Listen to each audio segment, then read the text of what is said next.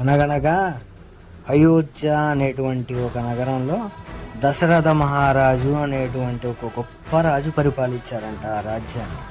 అయితే ఆ రాజుగారి యొక్క పాలనలో అక్కడి ప్రజలు ఎంతో ఆనందంగా, సుఖంగా, సంతోషంగా జీవించారు.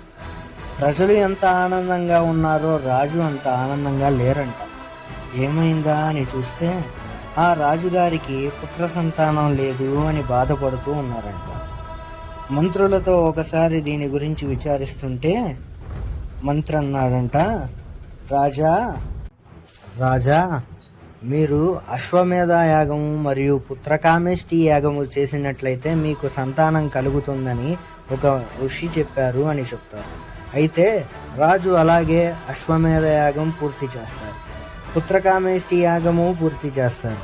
పుత్రకామేష్టి యాగం పూర్తి చేసిన తర్వాత అగ్నిగుండంలో నుంచి అగ్నిదేవుడు ఒక పాయసపు పాత్రతో వస్తాడు.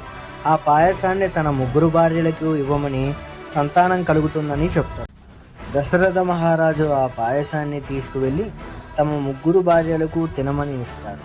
ఆ పాయసం తిన్న తర్వాత దశరథ మహారాజుకి రామ, లక్ష్మణ, భరత, శత్రుఘ్నులు సంతానంగా జన్మిస్తారు. అయితే ఆడుతూ పాడుతూ ఎదిగిన రామలక్ష్మణులు ధనుర్విద్య వంటి అన్ని విద్యలలోనూ ఆరితేరిన వారవుతారు. ఇలా ఉండగా ఒకసారి విశ్వామిత్ర మహర్షి దశరథ మహారాజు వద్దకు వచ్చి, రాజా, నీ సాయం కోరిన వాడినై వచ్చాను అని అంటాడు. ఏం కావాలి మహాప్రభు అని దశరథ మహారాజు